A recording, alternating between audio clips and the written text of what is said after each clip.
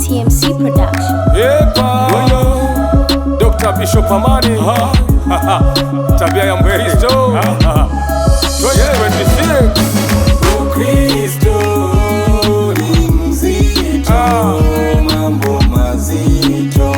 Ni mzito. Nazungumzia tabia ya Mkristo. Ukristo ni mzito, yenye nastahili kufanywa na Mkristo. Anayostahili. Ukristo ni mzito, mambo mazito. Sikiza haya ukayatekeleze. Ukristo Ukayatekeleze, ukayatekeleze. Tabia ya Mkristo kwanza nabadilika. Fuata njia ya Kristo, uyafanye yanayompendeza. Kuwa mwenye kupenda ibada kanisani, hudhuria bila kukosa, kama vile Biblia inavyotufundisha katika Waebrania 10:25 inasema, tusiache kukusanyika pamoja kama ilivyo desturi ya wengine, bali tuonyane na tuzidi kuyafanya hivyo kwa kadri muonavyo siku ile kwamba nakaribia. Ukristo ni mzito, mambo mazito. Ni mzito. Nazungumzia tabia ya Mkristo. Ukristo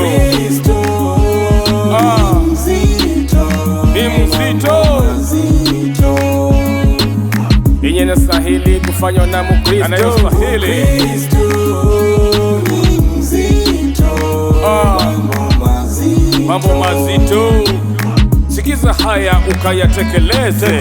Ukristo Ukayatekeleze, ukayatekeleze.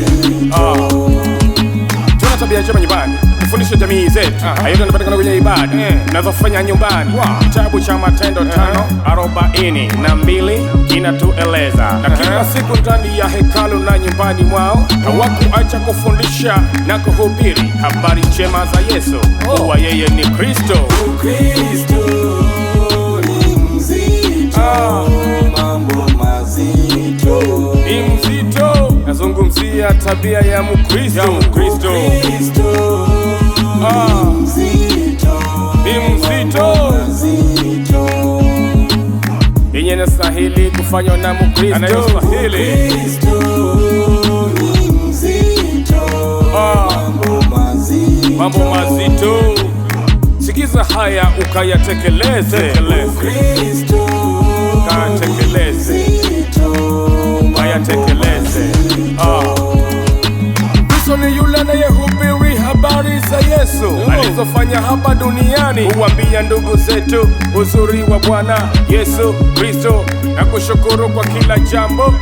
Katika Biblia, kitabu cha Timotheo wa pili 4:5 unasema, bali wewe uwe na kiasi katika mambo yote, vumilia mabaya, fanya kazi ya mhubiri wa Injili, timiliza huduma yako. Huduma yako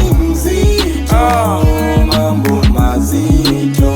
ni mzito. Nazungumzia tabia ya Mkristo. Ukristo ni mzito,